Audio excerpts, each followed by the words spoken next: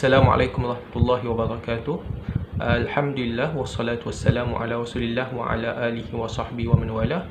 Alhamdulillah, bersyukur kita kepada Allah Subhanahu wa taala atas segala kurniaan, nikmat, rezeki dilimpahkan ke atas kita, dapat kita bersama-sama pada kesempatan ini untuk mendengarkan majlis ilmu ini pada kuliah Zuhur. Alhamdulillah, kita panjatkan kesyukuran kita pada Allah Subhanahu wa taala juga atas peluang yang diberikan kepada kita dalam bulan untuk berada dalam bulan Ramadan ini, diberikan kita kesihatan, umur yang panjang untuk kita menjalani ibadah, untuk melaksanakan ibadah pada bulan yang diberkati ini. Kita tunjukkan kesyukuran kita dengan memperbanyakkan baca Al-Quran, berzikir, solat dan sebagainya lah. Semoga kita semua di kalangan mereka yang meraih manfaat yang ditawarkan pahala berganda, ganjaran yang berganda-ganda pada bulan ini. Kita di kalangan mereka yang meraih manfaat dan peluang yang ditawarkan, insya-Allah. Amin ya rabbal alamin. InsyaAllah pada kesempatan ini kita masih berada dalam bab ilmu. Kita akan sambung di antara perkara yang kita akan kongsikan ataupun yang kita akan kupas pada hari ini adalah berkaitan dengan kelebihan kita mengajar ataupun berkongsi satu ilmu kepada yang lain. Dalam bab ini ada sebuah hadis yang utama selalu digunakan, iaitu hadis yang sahih diriwayatkan oleh Al-Imam At-Tirmizi daripada Ibn Mas'ud radhiyallahu anhu, di mana Nabi sallallahu alaihi wasallam bersabda, nadarallahu imra'an sami'a minna syai'an atau hadisan faballaghahu kama sami'ahu farubba muballighin aw amin sami'in. Yang bermaksud semoga Allah Subhanahu wa taala, Nabi SAW bersabda, semoga Allah Subhanahu wa taala memberikan kebaikan dan keindahan akan seseorang yang mendengar sesuatu atau memperolehi sesuatu ilmu daripada kami, lalu dia menyampaikan kepada orang lain. Maka barangkali orang mendengar itu ia lebih mengambil manfaat daripada orang menyampaikan. Hadis yang diriwayatkan oleh Al-Imam At-Tirmizi.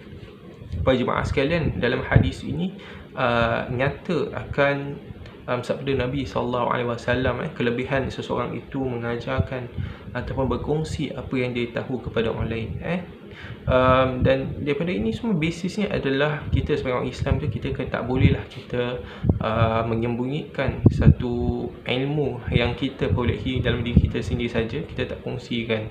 Kita boleh tahu sesuatu, maka sebaiknya kita berkongsi kepada orang lain, kerana ia merupakan satu hasanah, satu kebaikan, satu perkara yang mendatang kita pahala. Kerana ilmu itu, sebagai kita orang Islam itu, kita ada tanggungjawab. Banyak tanggungjawab kita kepada saudara Islam kita yang lain, dan di antara tanggungjawab tersebut adalah kita berkongsi satu perkara kebaikan, dan lebih penting lagi adalah kita berkongsi satu ilmu kepada orang lain. Kita tak boleh simpan ilmu itu untuk diri kita, kerana apabila kita belajar sesuatu, maka kita simpan untuk diri kita, maka kita tunjukkan kesombongan, tunjuk bahawasanya kita bakhil dengan ilmu yang kita ada. Ilmu itu sepatutnya kita dikongsikan dan disebarkan untuk pengetahuan ramai. Jadi kalau kita simpan, maka itu tunjuklah bahawasanya kebakhilan ataupun keangkuhan diri kita. Maka ilmu begitu akan menimbulkan sifat sombong. Kerana kita nak jadi seorang yang kita seorang je kita nak pandai, maka kita nak orang lain pandai ataupun orang lain berpengetahuan, maka ia menimbulkan sifat-sifat yang tidak baik dalam diri kita, para jemaah sekalian. Daripada hadis ini kita boleh lihat ia berkaitan dengan sebuah hadis yang lain, di mana hadis yang diriwayatkan Imam Muslim daripada Uqbah bin Amir radhiyallahu an, di mana Nabi SAW bersabda, man dalla ala khairin falahu mislu ajri fa'ali. Yang bermaksud, barang siapa yang menunjukkan kepada kebaikan, maka dia akan mendapatkan pahala seperti pahala yang mengerjakannya. Hadis ini juga ia semakna dengan sebuah hadis yang diriwayatkan oleh Abi Hurairah radhiyallahu anhu, di mana Nabi SAW bersabda, man sanna fil islami sunnatan hasanatan falahu ajruha wa ajru man amila biha min ghairi an yanqusu min ujurihim syai', wa man sanna fil islam sunnatan sayi'atan fa'amila biha ba'dahu kutiba alaihi mislu wizra man amila biha wa la yanqus min awzarihim syai'. Yang bermaksud, barang siapa yang menjadi pelopor ataupun yang melakukan satu amalan kebaikan lalu diamalkan oleh orang lain, maka dia akan dicatat untuknya ganjaran pahala orang mengikutinya, dan sedikit pun tidak akan dikurangi ganjaran yang mereka perolehi. Dan sebaliknya, barang siapa menjadi pelopor satu amalan yang tidak baik ataupun kejelekan ataupun satu dosa, lalu orang lain ikut, orang lain buat juga sebab ikut amalan tersebut atau amalan yang tidak baik tersebut, maka akan dicatat baginya dosa semisal dosa yang mengikutinya tanpa mengurangi dosanya sedikit pun. Maka kita lihat daripada hadis yang panjang sedikit ini bahawasanya apabila kita lakukan satu perbuatan yang baik, kita buat satu perbuatan yang baik, kita secara umum je, bukan kita tak cakap pasal ilmu, buat satu perbuatan yang baik. Contoh kita bersedekah, kita bersedekah, kita tunjukkan, walaupun sedekah ni kita tahu ada dalam sebuah hadis di mana Nabi SAW bersabda bahawasanya sebaiknya orang yang bersedekah tu hatta la ta'lam yaminhu ma tunfiqu shimalu, siapa yang bersedekah itu sebaiknya sampai tangan kiri dia tidak tahu apa yang tangan kanan dia bersedekah ataupun infak. Tetapi itu dalam satu situasi lah. Sebenarnya dibolehkan juga untuk kita bersedekah dengan menunjukkan secara zahir agar ia menjadi satu ikutan oleh orang lain. Ini disebutkan dalam hadis ni lah, yang dimaksudkan dalam hadis iaitu kita lakukan sesuatu kebaikan dan ia diikuti orang lain. Tapi kalau kita nak buatkan gitu, kita kalau boleh janganlah timbul sifat riak dalam diri kita. Kita pastikan hati kita itu hati yang bersih. Bersihkan hati kita, bersihkan niat kita, sucikan niat kita bersedekah begitu. Maka apabila kita lakukan seperti sedekah itu, maka orang lain nampak, dan orang lain belakang kita contoh, maka dia pun nampak, dia pun terkesan, dia pun hari ni aku belum sedekah, ataupun aku dah lama belum sedekah, maka dia pun bersedekah selepas kita. Maka tanpa kita tahu, tanpa kita sadar, kita dapat pahala sudah tentu kerana kita bersedekah.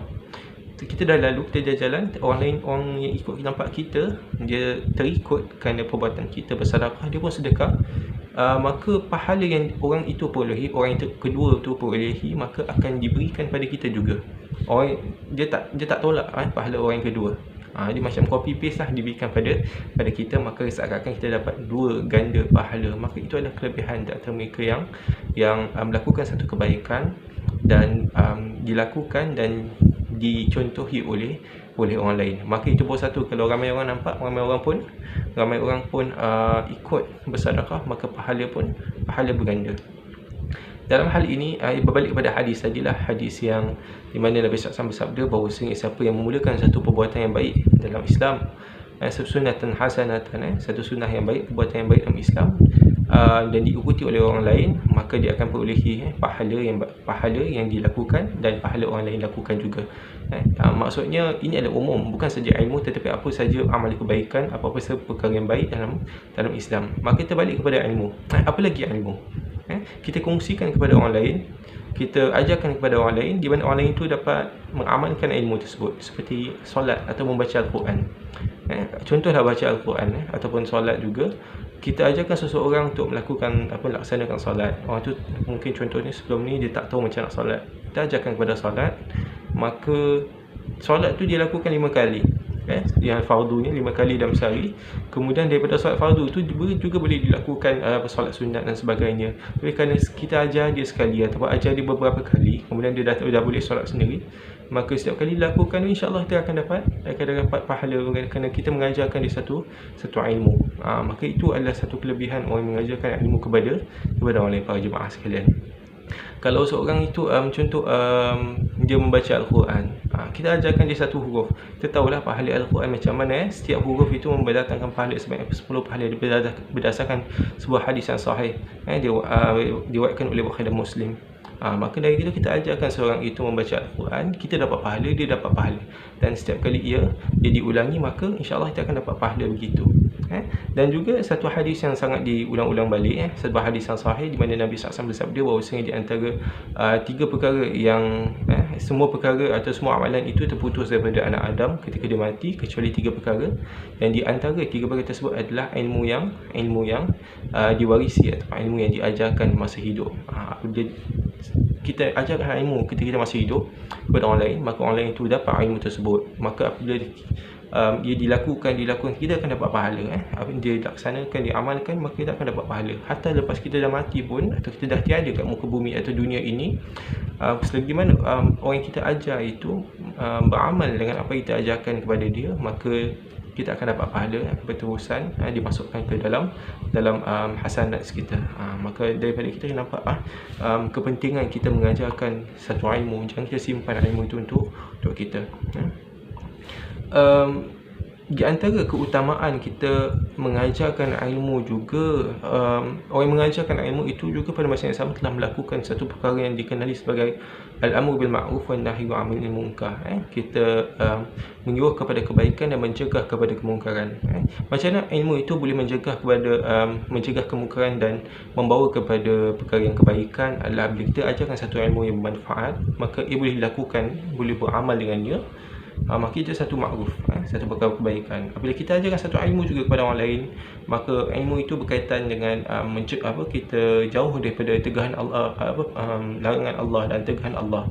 Maka ia seakan satu an-nahyu 'anil munkar, kita mencegah kepada kemungkaran sebelum ia berlaku. Mencegah kemungkaran tak semestinya dia ketika dah sedang berlaku saja. Sebelum dia berlaku juga dia dikira juga sebagai mencegah kepada kemungkaran. Berdasarkan dengan firman Allah Taala dalam surah Al-Imran, Allah Taala berfirman, kuntum khayra ummatin ukhrijat lin-nas ta'muruna bil ma'ruf wa tanhauna 'anil munkar. Yang bermaksud kamu, iaitu umat Islam, kamu adalah umat yang terbaik yang dilahirkan untuk umat manusia, di mana kamu ini disuruh untuk menyuruh kepada kebaikan, iaitu makruf, dan mencegah daripada kemungkaran. Maka walaupun satu ayat, maka hendaklah kita ajarkan kepada orang lain. Nabi SAW bersabda dalam sebuah hadis yang diriwayatkan oleh Imam Al-Bukhari, balighu anni walau ayah, sampaikan daripadaku walaupun satu ayat. Tapi kita nak sampaikan tu kan hati-hatilah, kita nak pastikan sedidik dulu apa yang kita nak sampaikan. Jangan kita main cakap dia, kita dengar pada orang lain, kita sampaikan. Lebih-lebih lagi pada zaman yang teknologi moden, kita nak terima satu berita itu punya mudah, tapi kita tak pasti berita itu berita betul atau tidak. Kita kena selidik dulu. Wallahu ta'ala alam. Semoga perkongsian ini kita dapat manfaat dan faedah daripadanya. Semoga kita semua digolongkan di hadapan Allah beriman yang melakukan amal salih, diberi petunjuk dan hidayahnya di kalangan mereka yang sentiasa berkongsi ilmu, mengajarkan ilmu, kita boleh pahala daripada mengajar ilmu kepada orang lain. Wallahu ta'ala alam. Saya tutup atas berkafara subhanakallahumma wa bihamdika asyhadu an la ilaha illa anta astaghfiruka wa atubu ilaik. Bismillahirrahmanirrahim. Wal 'asr innal insana lafi khusr illa alladziina aamanu wa 'amilus shalihaati wa tawassaw bil haqqi wa tawassaw bis sabr. Assalamualaikum warahmatullahi taala